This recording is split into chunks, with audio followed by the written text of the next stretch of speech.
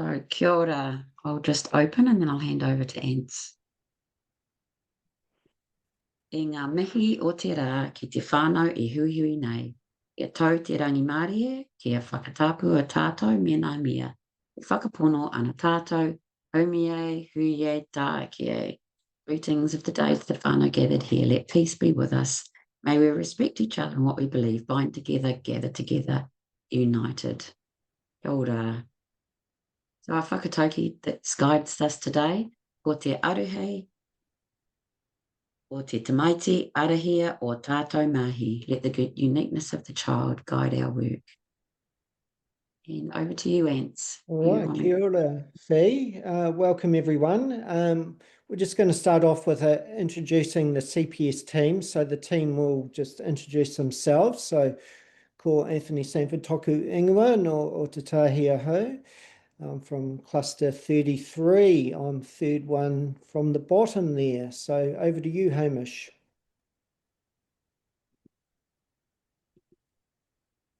Kia ora koutou, ko Hamish Alan Caney toku ingoa.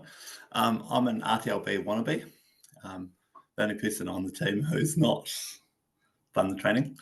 But I'm a CPS fan and part of the CPS Aotearoa Kaitiaki founding group. Okay, I'll hand over to Kelly. Kia ora, Morena. Kelly McGowan toku ingoa. So cluster manager for cluster 33 in the mighty North Canterbury, and also part of the RTLB Kaitiaki group. I'll pass to Tara. Kia ora, ko Tara Hollander ho. I am RTLB in Auckland's North Shore Cluster 4. And I will hand over to Debbie. Kia ora. I'm ko Debbie Schnell toku ingoa. I'm an RTLB in Cluster 36, based rurally today in a storeroom in Whedon's. We're flexible, eh? Right. Joe, do you want to introduce yourself?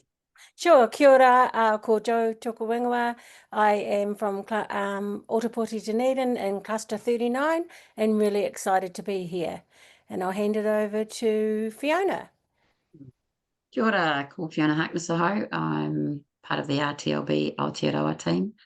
I'm based in Cluster 2, Taitokero South. And also, sorry, I should have been said, we also have Dawn Walker, who's part of the team, who will be joining us in about 15 minutes. She's in Cluster 4 too. Awesome. Thank you, Tara. Thanks, Tara.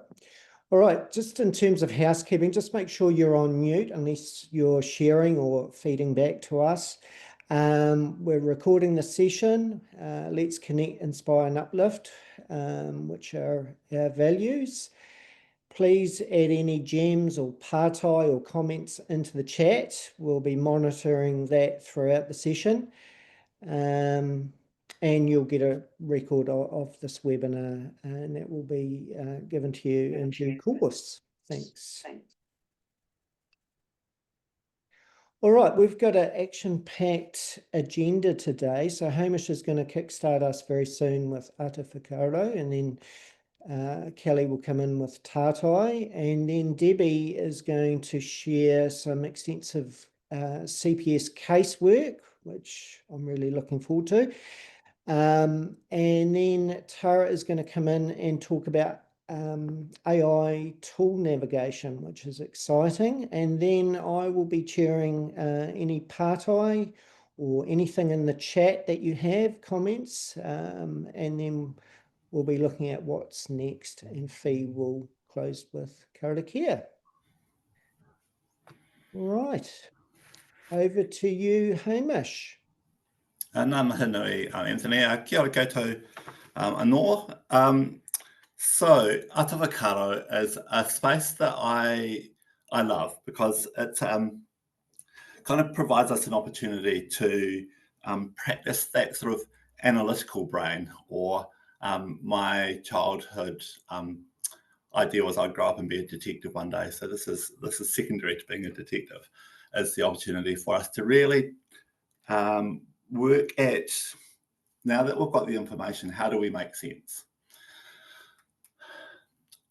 What's really interesting in this space with regards to CPS is because we have often gathered the information from adults, it invites us to continue to look at how do we demonstrate a lens change.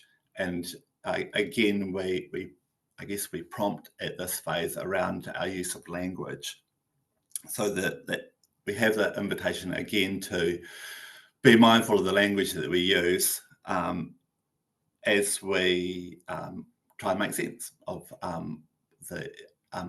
the space where the young person is having difficulty with meeting expectations. So anyway, some of the key things that we have there with regards to considering Āta Whakaaro are like the partnerships. Sometimes when we're gathering the information, we don't have the right people in the room. So we need to go back to considering who are the people who help with giving rich information for us to be able to make sense. The analysing is not just through one person, and I guess this is where we often caution people not to make assumptions, as is often a risk as being the detective or trying to analyse the information, is that we can have a bias. So really important, I guess, at this space, within this space, to be really open-minded. Sometimes when I'm doing an ACE-up, I might even drill a bit deeper in terms of the different skills as well that the young person might be lacking, or with regards to making sense of the expectations. I find that getting a little bit more information at ACE-up might work. But I guess Āta Whakaaro is a space where we reflect, right? And it's a case of do we need to go back to move forward, or do we have enough information to be able to have the kōrero with our aokonga mokopuna around what's up.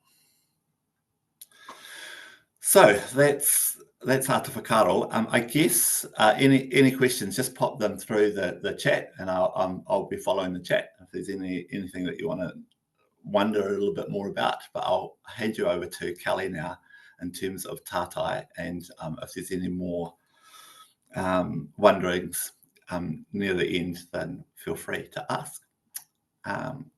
Okay, ka kite anō. Kia ora, team. So I was given Tātai to talk through. I've been doing some thinking about that and what Tātai looks like when you pop a CPS lens over the top of it. Now, as you all know, Tātai is about clarifying the roles, options for any interventions. It's looking at the environment, resources, the capacity of the adults to be able to make a change in the plan. It's around those long-term goals, focus on developing the skills and that kind of contextual supports.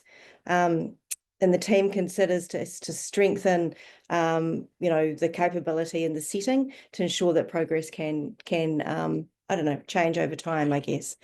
I think the Plan B, CPS in the Plan B, actually invites the student into the centre.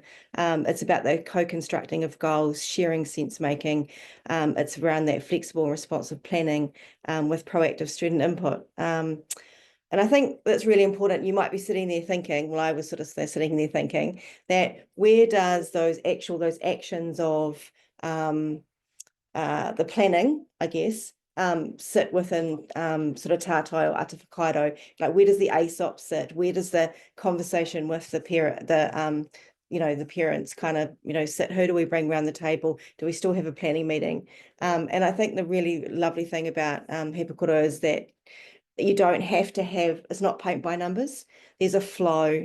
And so when, you're not actually saying, well, that's that stage, that's that stage, that's that stage with CPS or with working through the casework. It's about just making those connections. So I think that's a really important point to make. But I'm a really practical kind of girl, and I was sitting there thinking, actually, what is it that I can talk about that gives you, well, why is this different to what we normally do? And so I did a bit of a reflective kind of an exercise with myself yesterday, thinking about, well, a year ago, what would I have been doing in that tātou space? And I would have been doing, completed my analysis. I would have collected data, especially if it was around behaviour. I would have considered those replacement behaviours. We would think about what motivates the kid. We'd organise a meeting where we were talking about, setting some goals. And often the child isn't actually around that table at all. I think that we were making some assumptions as to what's motivating the kid. I think that I'd be thinking about making adaptations in the environment. I think I would, be thinking about, what I need to do to scaffold learning. I would have drilled down into that. A lot of that stuff, when you take a step back, and I don't mean to get into sort of the, the case study, because that's Debbie's part, but when you step back, often what we're doing is we are making adult assumptions about what's going on for that young person based on the observations that we see from the other stakeholders. But often that young person isn't part of that conversation, and we often create a plan A, which is kind of the, it's about, putting things in place for that young person that we think is going to be helpful. And often for me, that was my practice. I've shifted to really thinking about what a plan B genuinely looks like. And the alternative is that we've done the ASAP. We kind of make sense. What are the difficulties? As soon as you go into that difficulty space, you stop thinking about behaviours and modifying it. You think about the expectation and what's difficult for them. And then that changes the way that the adults see what we have to do. It's about the adults shifting, not the young person. It's about building those skills, right?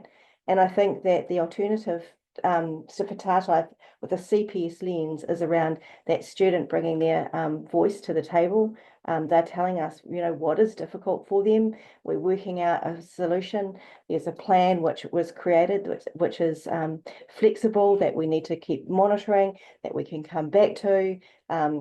I've created plans, I think, that look like, actually, here's a big solid piece in the middle, which is the plan B piece, which is the conversation, the problem solving, being very careful about that plan B process, and not a disguised plan A. Actually, you're just going to do this anyway.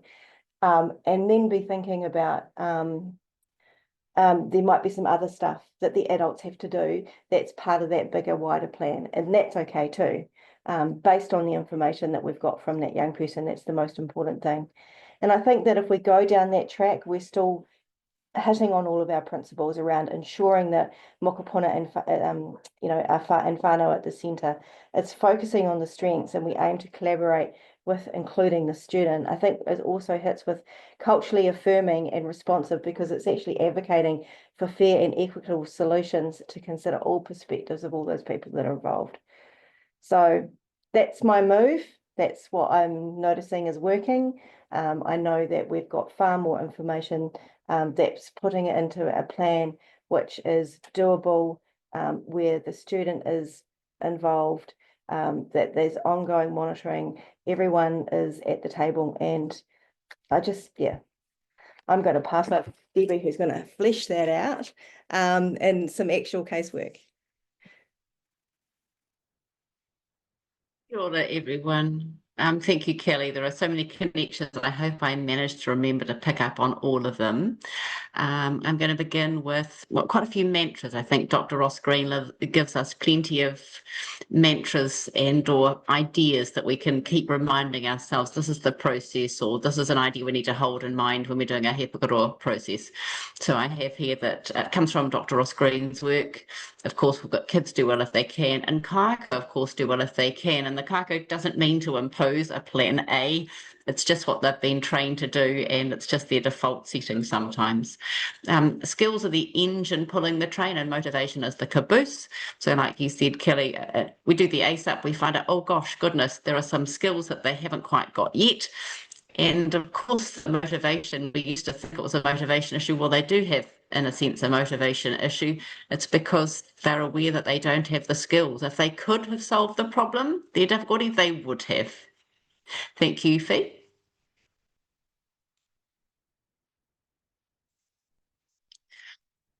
So again, Kelly mentioned that the He Pikorua framework is not a paint by numbers. We need to be merging or going backwards and forwards all the time.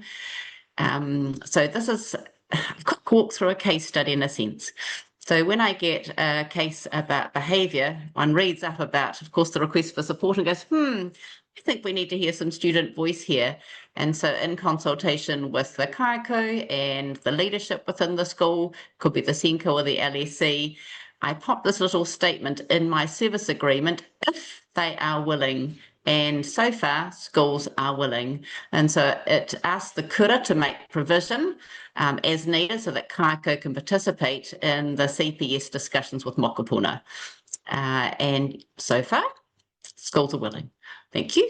Fee?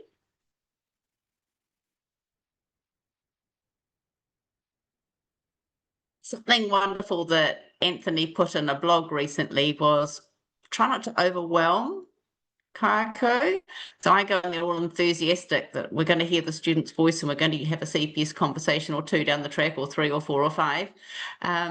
So initially I put that in the service agreement. We're going to release you for CPS conversation. So don't overwhelm them. Leave them with one visual, one video, and or one book for the book study. So this wonderful kaiko that's a part of this case study I'm presenting, she was happy to take away the book, lost at school. And of course I left her with links and the concept of it's not that the child won't, it's they can't yet. Thank you, Fee.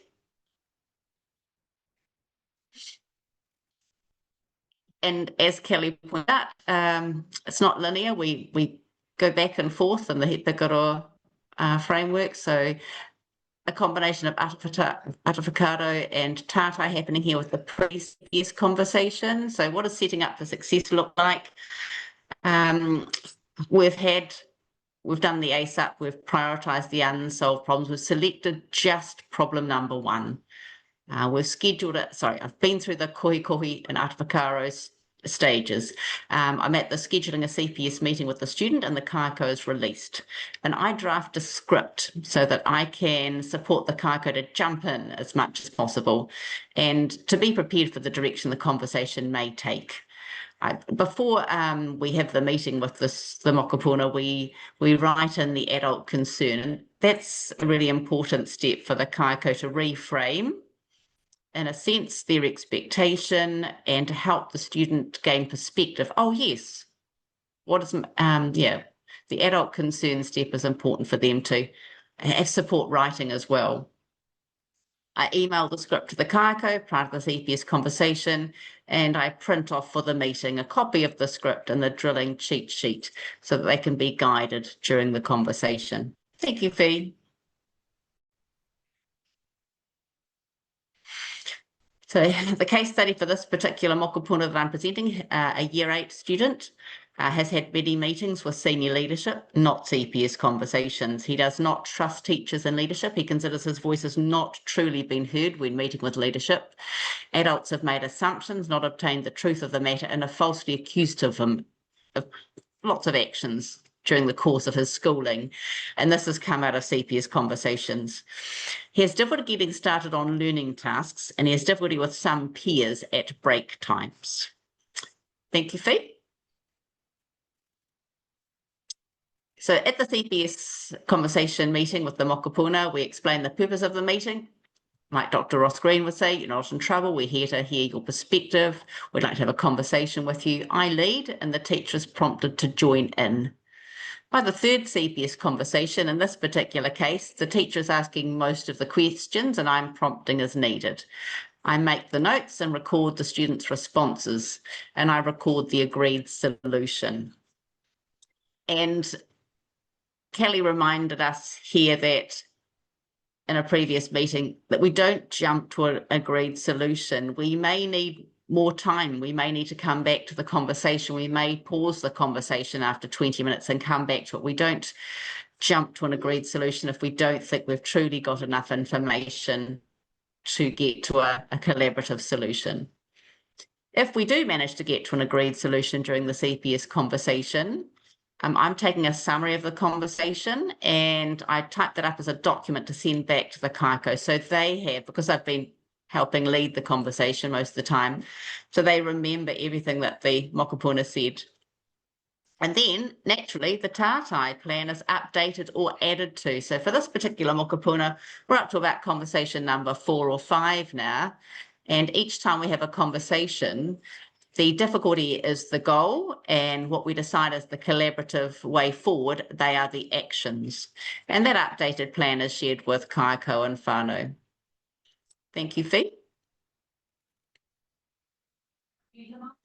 And so what does that actually look like? So here is a script, and you'll be able to see it, I know, in small font, a script and a drilling cheat sheet. I've merged the two together so that I've got the prompt there myself, not having to manage too many pieces of paper, and the kaiko has the same.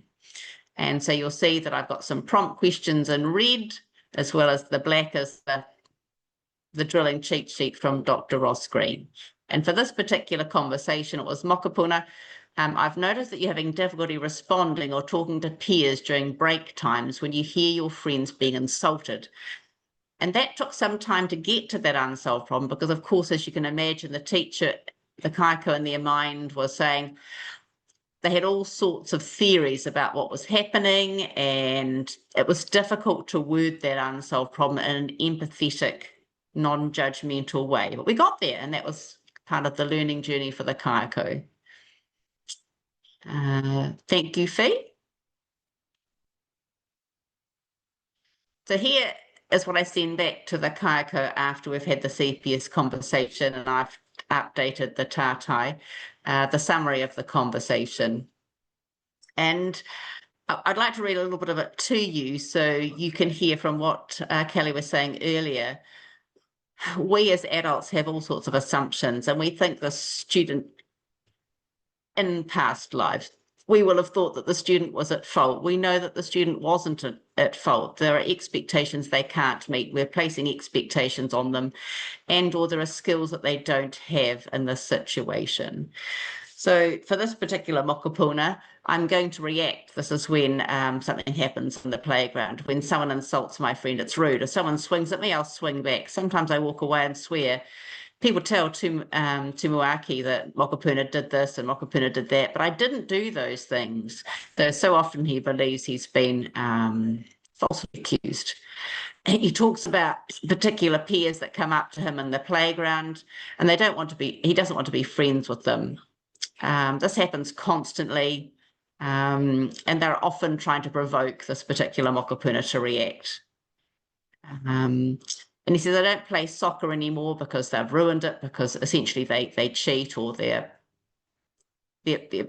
making the game one-sided.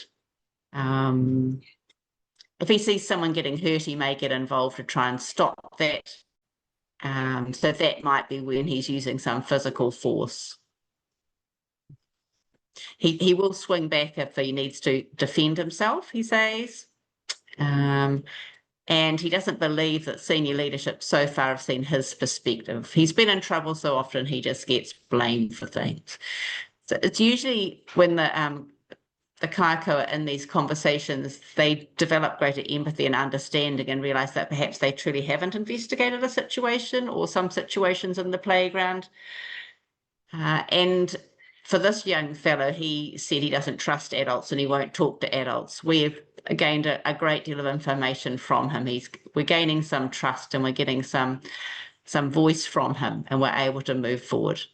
It was interesting. His solution was that he will walk away and he'll go to the junior playground because the other peer won't follow him there, because the junior playground's not a cool place to be. He also said he wouldn't ask adults for support if something happened because he doesn't trust them.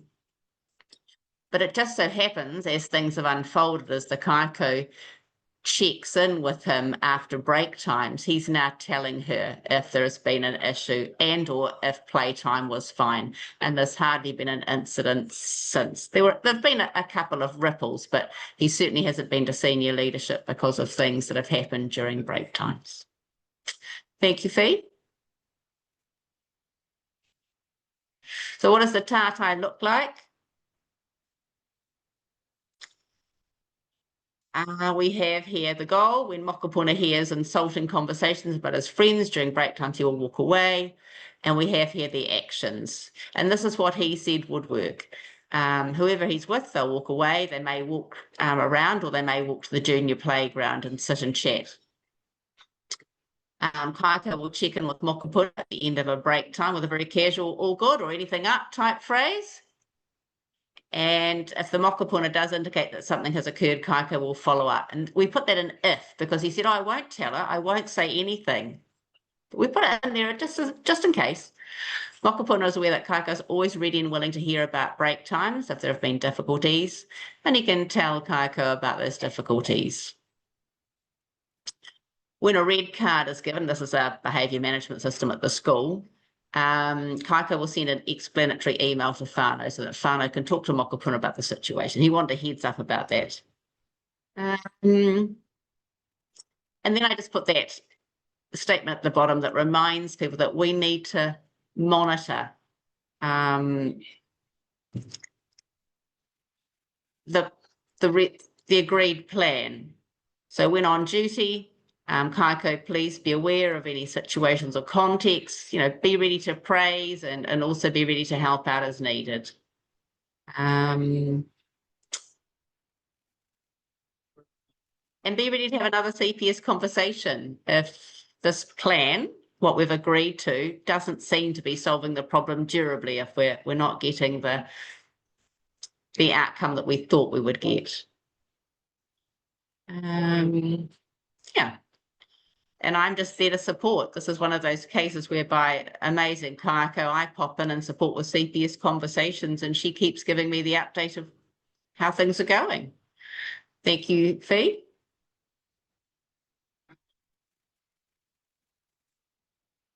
Sorry, Fee, if we could stay there. Sorry, go back one. Thank you. Oh, if we go back one. Fee, sorry, I just noticed I should just mention, you'll see there that we reviewed this goal and progress is being made. Most of the time, mokopuna is managing to walk away. Mokopuna has come to Kaiko and told her when something has happened and he's walked away. He's also reported when he's received a red card and why, and he's always apologetic, and he regrets making impulsive decisions. Thank you, Fee. And so we're already up to goal 4.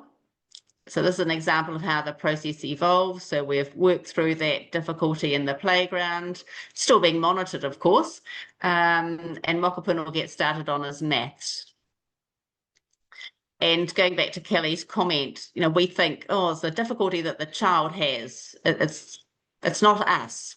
Well, if we have a little look at, in a moment, but before I do, mokopuna, in this conversation, we came to the Kaiko came to the realization that the mokopuna really does want to get started on his maths. There are many barriers why he is not doing his maths. And we have a list of bullet points there that were collaboratively agreed to by the maths Kaiko as well as his classroom Kaiko, who both support him with maths learning. Thank you, Fee. I just want to get to the next point. So what we discovered in the CPS conversation was that actually the student will never ask for help. Whenever he's asked for help before, he's been told he's dumb and he shouldn't be asking that question because those instructions have already been given and why wasn't he listening? So by year 8, he now no longer asks for help. And as mentioned, he doesn't trust adults. We also discovered that doing the maths learning, in this particular case, the topic is geometry, it's just too hard. He says, I sit there and I look at it and I try and it's just too hard. And I try to get started and I look across and people have done 4 questions and I haven't finished one, so I give up. It's just too hard. He said, I've been tested way back in year 6. I thought I was doing quite well with maths. And then they told me that my maths was year 4 level and everyone else was doing year 8 maths. So I've always been hopeless at maths, I guess. And people have tried to help me, but I'm not really that great at maths. So was it really the adults, the child's having difficulty getting started on maths? We unpack it. It's all about learning. And hence that wonderful mantra from Dr. Ross Green. downstream of the behaviours, but upstream of the unsolved problems. So what do the kaiako need to do? They need to address each of these difficulties that are to do with learning and the learning process. The student would love to do well in maths. He really would. He said, I hate looking at my maths book. I only ever get started on something. My pages aren't finished. What I really want to see is my pages finished. I'm not going to look back at my maths book at the end of the year and like looking at it because my work isn't finished. I don't start my work the next day on the half-finished page because I just hope that one day I can go back and finish those examples. He really would like to do well. Thank you, Fee. Well, that was the end for me. I thought that was. So in summary, when we hear from the mokopuna, it is so powerful. The kaiako is developing so much empathy for the student, and also it gives her a place to pause and reflect and go, what I saw was a lot of behaviour in the classroom. I'm now seeing the difficulties and understanding those difficulties, and I can support the mokopuna with those difficulties rather than just going, there's a child with behaviour. I think that might be my summary. Thank you. Awesome. Debbie, I wish we could just sort of clone you and have you sort of in our bags with us when we wander around into our schools. If we could all just have a little mini Deb with us, it would be brilliant. But I love the way that you've just unpacked that whole process. It makes it seem so much more doable, and I just think it's a bit of an inspiration to all of us, the team here included. So thank you. So I'm moving into looking at the AI navigation tool on the Lives in the Balance website. Thanks, Fee. Bit like, wouldn't it be great if we could have Debbie in our pockets? Wouldn't it be even better, sorry Debbie, but if we could have a little mini Ross Green come along with us and be our own coach whenever we're working with mokopuna? Well, luckily, thank you, Fee, we do. It's a new platform. I know a lot of us have heard about this, a lot of people in my cluster especially who are here. So sorry you're hearing me speak again, but I've got a little bit more information to share today. There's a new tool developed by DownPat working alongside the Lives in the Balance team to do exactly that. They're going to give us or have given us an AI coach that can stand alongside us when we are actually trying to work on the skills of the CPS Plan B conversations. Thanks, Fee. So if you want to find it, we know that the Lives in the Balance site is a little bit clunky to find things, but if you go onto the Lives in the Balance New Zealand page, livesinthebalance.org/NZ/, you'll come to this page and you scroll down the page a little bit. Thanks, Fee. And that will take you to this part of the page with lots of different options that you can go and explore with a little red here, here, here. One of the last bullet points talks about the artificial intelligence program, and it's got a little here where that arrow is. You click on that link there and it will take you to the next page. Thanks, Fee. So there's two options. There's a free demo option that anyone can jump into. And there's also a paid option, which is the one at the bottom. So if we look at the free demo option first, thanks, Fee. The first thing it will do will take us to lots of questions that you've probably got about, how the AI program works. So that will answer a million questions that I haven't got time to go through here for you. And it explains how it's different from just jumping into, say, ChatGPT or other AI platforms, because this has been worked on specifically through the Lives in the Balance, with the Lives in the Balance team, to make sure it's really, really aligned with the CPS, the true CPS process. Sorry. Thanks, Fee. The first free demo option, you get a coach who provides you with a story or a scenario about a child and gives you their unsolved problem. So you don't have to work out the unsolved problem, it gives you it there. For example, in this case, it's about a little boy called Ethan. It's a home example. It tells you about Ethan's situation, and then it says you'd like to address the problem, for example, difficulty if Chloe, his sister, comes into the bedroom without permission. So you've got that unsolved problem there. All you then need to do is go into the box at the bottom and say, hey, Chloe, I've noticed you're having difficulty of, hey, Ethan, I've noticed you're having difficulty if Chloe comes into the bedroom without permission. And that will start the conversation.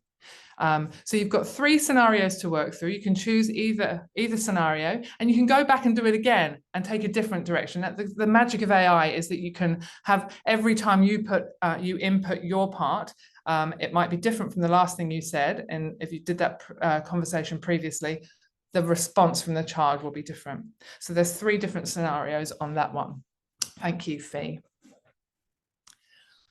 While you're doing that, it's really great to have the Plan B script alongside. I've got mine right here. I have it with me all the time. I know Debbie's got a different one. They're a little bit more of an involved one. This one was developed by Dawn Walker, and she and I have tutored with it over the years. That whole first yellow section is the empathy step, and that's what you work on the free demo examples. You're only doing that first step, but to be fair, that's the most important step. That big block there is other drilling strategies. So I would have that there beside me when I'm doing an online conversation with an AI student, going, I might use reflective listening on this one. I'm not sure. I'm going to break that unsolved problem down into parts and so on. So you've got that on your lap or beside you while you're doing the conversation.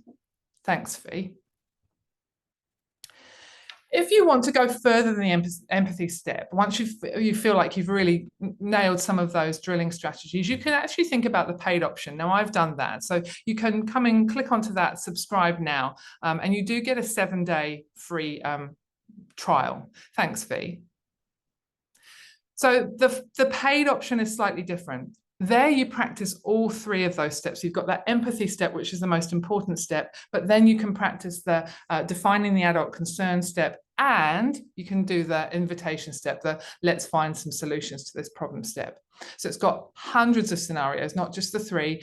It's kind of an endless list of scenarios that you can jump into. It costs $5 US a month, and you can cancel any time. So the good thing about that is you can jump in and say, look, I really want to practice for a few weeks. I don't think I need to be on this forever. So you can cancel any time. You can also use funding if that's the way your cluster works, to possibly fund the teacher to have a subscription for a couple of months to work on it. Thanks, Fee. If you've got the paid version, you'll go into, when you click on that link, you'll go into your dashboard, which is exactly what I've got here. And this is my dashboard from a little while back. And this is how it looks. It doesn't have those colors on it, but I've popped them on just to show you how it works. You've got those sections down there on the bottom right-hand corner. You've got your empathy step, your define adult concern step, and your invitation step for parents, which is green. So you could be introducing parents to this tool as well. And then the red box at the bottom, remember it's not red on the actual site, I've just made it red here, is the steps for educators, those 3 steps. You've also got a tutorial video over there on the left-hand side. Thanks, Fee. And that is linked in the slide. We're not going to play it now, but if we share the slides with you, you can actually see it. He talks you through how the process looks when you're talking with a coach on a problem, and he kind of talks you through the whole platform. Thanks, Fee. So in the paid option, as I said, you have a full Plan B conversation that has those 3 steps in it. The child's responses are determined completely by what you put in. So Kelly and I could be having exactly the same, choose the same conversation, and it depends on her questions as to which way that conversation goes, and my questions as to which way my conversation goes. This is just a screenshot of a whole conversation I had with one of the AI students. It went on for quite a while, but it was really good. I was just using my drilling sheet and practicing asking all of those questions. And on the slides there is a link, which we won't go into now, which takes you to that. And you can see it gets to kind of about page 6 before I start my define my adult concern step. Thanks, Fee. I've been talking to the developers of the AI platform, and there's now a new feature, which is a chat with coach. So when you're in the conversation, what it will look like is you'll get the problem, or you'll put your problem in, you do your input, the child responds, and the coach responds and says to you, great job, you've used reflective listening really well there, you used a non-judgmental tone, so on. So you get an information bit from the coach, but sometimes you actually feel a little bit stuck And you might want to kind of jump out of that and go, I don't know what to do. So this one now is this new feature. You can work through any exercises and you can connect with the coach in that little box down there at the bottom. You can jump out of that conversation and talk to the coach. Thanks, Fee. So if you're stuck, for example, here, you can just say, what should I say to Sophie? So the coach can look at your conversation and say, oh, you could say, what do you mean when you say it's hard to talk? And they'll just give you a little prompt. So it's kind of like having another coach on your shoulder there. There's lots of support with this app. Thanks, Fee. And I've been talking to, there's a new mobile app, which these are screenshots from my phone. So basically you can practice it on your phone anywhere, anytime, and it syncs with your work that you've been doing online as well. So you can just jump into your conversations there and access all your conversations on your phone as well. That's down pat. That's the little icon. And the new things in the AI pipeline are conversations where the coach asks you to describe your unsolved problem, then starts a reverse role play. So you play the child with your real life problem from your actual casework, and the coach will, you can put the child's input in. I just got an email about that this morning, and they've just sent me the link to practice. It hasn't gone live yet. And they've got a voice mode coming soon, which makes it a little bit more natural. You have to type all your things. They're going to bring a voice mode in, which sounds really good as well. So you can actually talk through and you'll have the student talk back to you. I asked them about bringing your own unsolved problem. And they did say, we've been reluctant to try and generate an AI child persona based on the user's problem because it would be very difficult to get the child right, but we're happy to experiment. So I'm kind of in conversation with them about that. So that's the basics of the AI tool on the Lives in the Balance site. Thanks, Fee. All I would say is just jump in and have a go.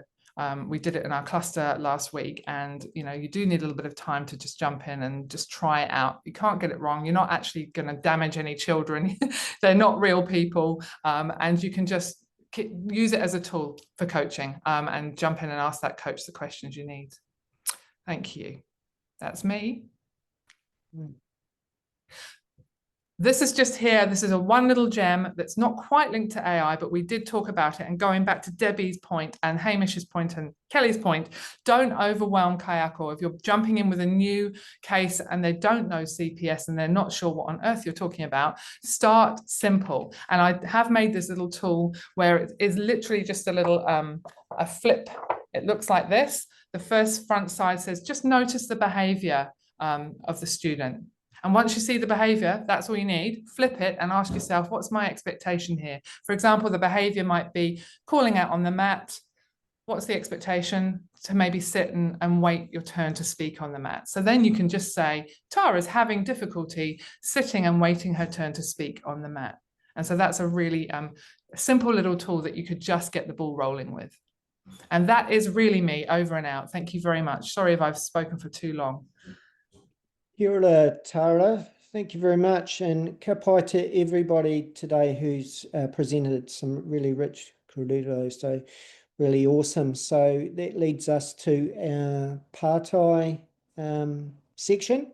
Looking forward to hearing from some people. So I can see many of you now. So if you would like to ask a question, just raise your hand. And I will choose you, and I'll choose someone from our CPS team to answer. If you've got a comment, you're most welcome to comment as well. So, see anyone who's got their hand up? Just having a look. And I think, Ants, we had some quite good questions in the chat too. Oh, yes, we did. And yeah, that was my next step, Fee. Yeah, but we'll keep looking to see if anyone's got their hand up. In terms of the chat, we had some comments from Michelle, great alignment with our practice framework, and Anna, I think that's given you some clarity moving forward based on feedback today, so that's awesome. Michelle, you asked a question. Do you think the school teachers have attended training? I'm wondering if the teacher could lead an RTLB prompt support. And Kelly, you came in with an answer there. Do you want to share your answer with everybody? Look, I think everybody is on a journey. I think that if you've got a teacher that doesn't know much, then you leading it is exceptional. I think that it's actually, from my experience, having the teacher there is the best option. Because if you come up with some plans or some solutions that have to be mutually agreeable, then having the teacher there helps that process. I think that, you know, we just got to build fluency for our teachers. So it's that if you want to do gradual, I do, you do, we do, you do, whatever that, you know, that works. I think the key thing is making sure that that genuinely that you've talked to the kāko around, you know, what might come out of the conversation. There might be things that the student says that, you know, is about maybe their teaching or what's difficult for them. And I think if that's, you know, you've got to be aware for that. And anything, you also need to, I think, plan for that. Any solutions that come out, they have to agree to those, and they've also got to kind of commit to them as well, and not like, you know, 2 days later go, oh, I didn't really believe what they said, you know, that, because that can undermine the whole process too. So it's about making sure that, you know, we've had all of those conversations, and then support them to, you know, to take that. A lot in smaller schools, or one particular school I know that we're working with, kāko are having those conversations, not right in the heat of the moment, but, you know, just those mini ones on the side. Like I noticed you're having difficulty sitting on the mat this morning when I was taking the role. I'm wondering, you know, if there's anything up with that and what can I do to help. So, you know, it's not just the big plan B conversations, it's also helping kāko to have confidence just to do those mini ones, those mini conversations on the side, because you can solve problems really quickly too. And that's perhaps a good place to start, with someone who's really keen to give this a go. Thanks, Kelly. Michelle, you've got your hand up. Yeah, while Kelly's there, thanks, Ants, and thanks, Kelly. So we're right at the beginning, Kelly, as you know, and we're just dipping our toes in. So I'm, as a cluster manager, trying to find a direction for our cluster and our schools still. So am I right in understanding that those clusters that are a wee bit further on with this learning, it's okay to start at a teacher level and upskilling a teacher, even though the school hasn't gone through that CPS shift or training, or even on the journey.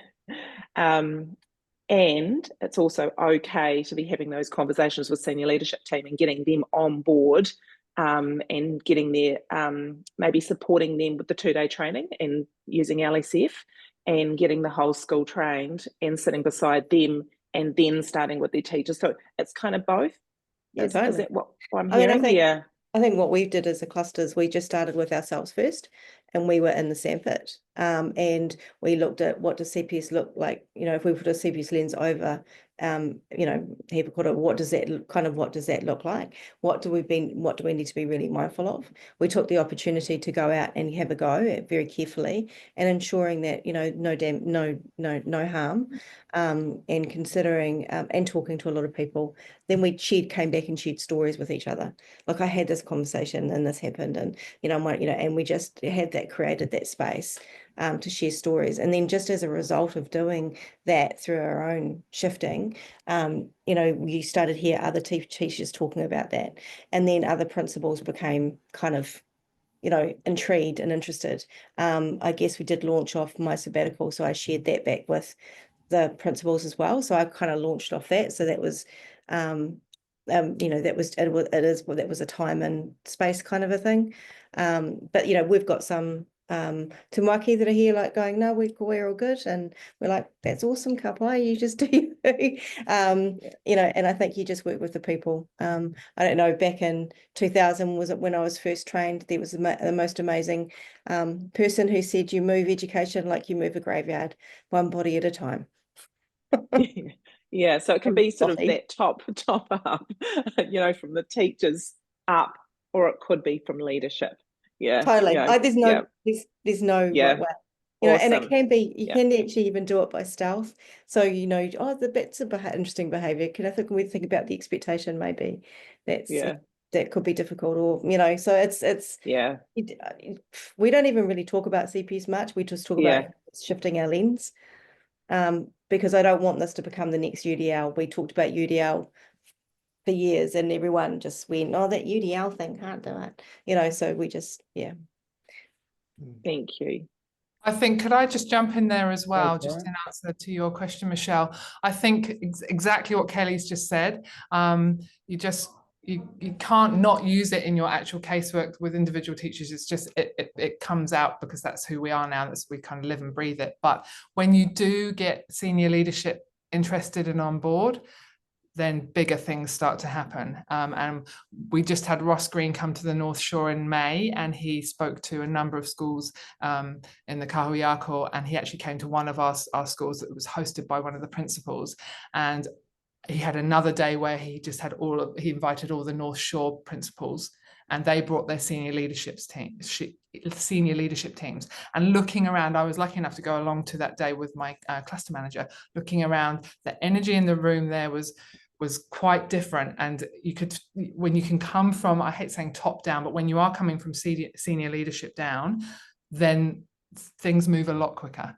But always just go in, like Kelly says, and just start having those conversations about lens changing. That's the beginning. Thanks, Tara. Anyone else want to sort of jump in on the conversation? Any hand up? Okay. Kia ora, Sam. Thank you for your patai in the chat. So Sam talked about cultural considerations, is making sure that when working with mokopuna Māori that you know, considering any barriers to misinterpreting cultural nuances. Obviously CPS developed in America, it's a Western framework, and just making sure that you know, there's that Mātauranga Māori lens on things. Kelly, you jumped in on the chat there. Do you want to just share what you wrote in the chat? What did I write in the chat? Look, this has to be the forefront, right? We're in New Zealand. It has to be really well considered. And I think that, you know, I did write there's a bit in my sabbatical, which is also on the Lives in the Balance New Zealand webpage, about considering using Te Ara Whiria as a weaving of both. And I think what Michelle wrote is on point, that we have to be really aware of our own cultural bias, and, you know, and even think about, you know, what's appropriate behavior and what's not. And I think that, you know, that we understand if we have, so the ASAP is just a discussion document. And I think that we talk about in our cluster, when you bring people to the table, you absolutely ensure that the mana of those people is maintained, and you actually look after the mana of the meeting as well, and ensure that's, you know, that is forefront. And I think that, you know, this is something where you can bring people together and actually change the conversation. It's not based on, you know, the behaviors or what they can't do, what the young person can't do. It's actually, you know, they would be doing they're doing the best they can, and how can we support them to continue to grow in the areas that they need that support. So it is a shift. I think that fits. I've got this on my desk, all right. So right here, and we're trying to make those connects, you know, like genuinely all of the time, and talking to the right people. And Vicky McKenzie is also part of the Kaitiaki group, who has a real, you know, gentle lens around Mātauranga Māori, and thinking about actually just how does this fit, because it's super important. And yeah, I've had a conversation with Russell Bishop about that too, and thinking about, you know, making sure that it's a framework, it's a lens change, but actually we have to maintain, sustain the mana of the young people. And I think that the conversations that I've had, the Plan B conversations that I've had with, you know, like genuinely is bringing them and sharing their voice. And I think that's really, I think it's flexible enough to do that. Thank you, Kelly. Sam, you've got your hand up. Yeah, tēnā korua, Kelly korua ko Michelle I o korua whakautuki aku pātai. It leads to another question in terms of, you know, you talked about the He Pikorua schema, and I guess there are probably other frameworks to think about, mātauranga Māori ones that could align with or be used to complement this Western model. One I thought of was Journey to Tino Rangatiratanga, which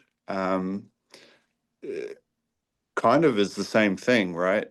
Just in a really New Zealand context, not necessarily Māori only, but certainly there's explicit Māori content, and I don't mean explicit in a bad way, but Māori-centric content in that resource. So it would be interesting to do, I don't know, have a piece of work where ASAP and Journey to Tino Rangatiratanga are kind of brought together. I just wonder whether that would help with some of the cultural bias, some of the inaccurate attributions that are put on whānau Māori and on mokopuna Māori from, you know, those of us like myself included who haven't come from living a Māori life essentially, you know.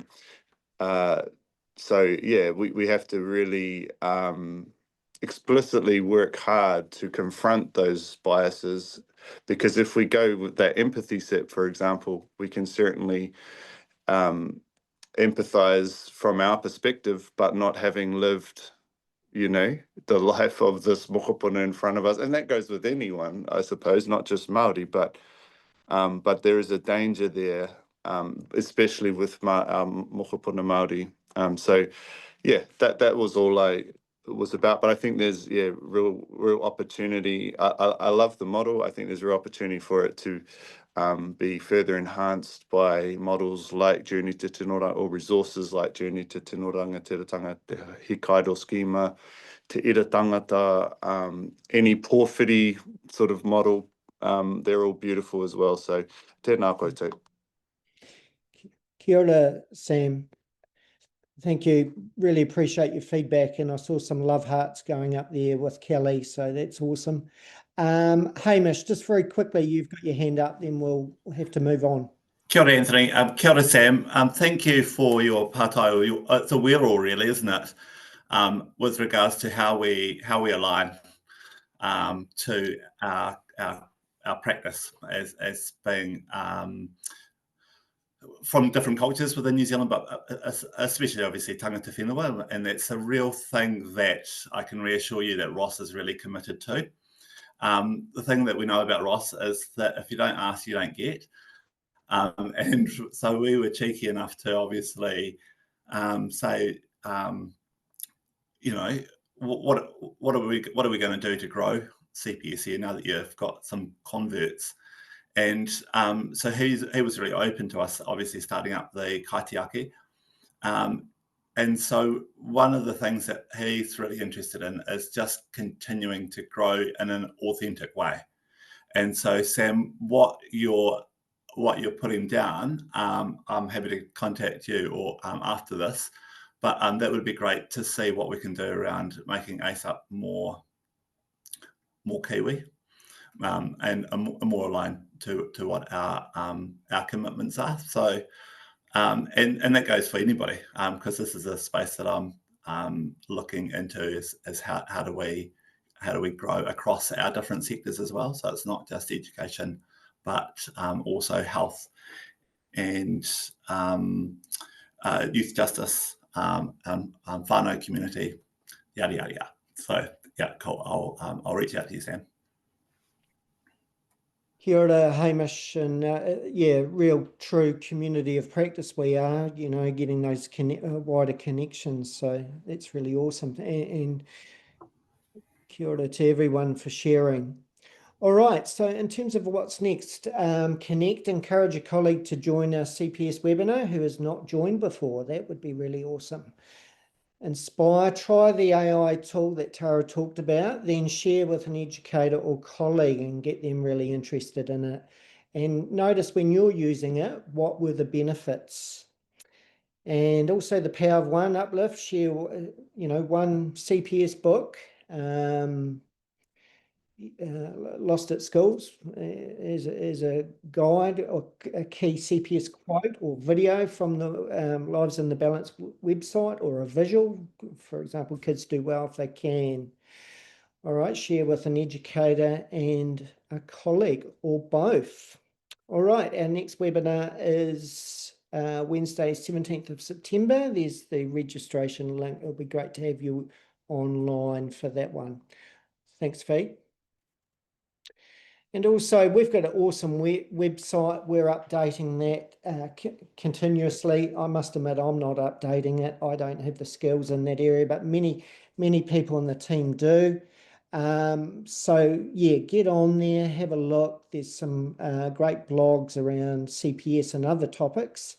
Let's go to Korero, and there's many other things that I just haven't got time to explain. The Facebook group scan there. So if you haven't joined us on Facebook, you're most welcome. Scanning code there. All right. Thank you very much. And over to you, Fee, for our closing karakia. Kia ora. Thanks, Ants, and thank you so much to the team. That was fantastic, and I kind of knew what was coming, but I still got so much out of that. And also thank you so much for the kōrero. I think that was really rich and just moves us forward.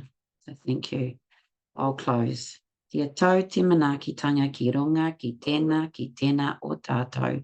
Kia piki te ora, kia piki te maramatanga, kia hoki pai atu, kia hoki pai mai, tūturu whakamaua, kia tīna haumie, huie, tā kie. Go well, stay warm. Have a great rest of your week. Ka kite.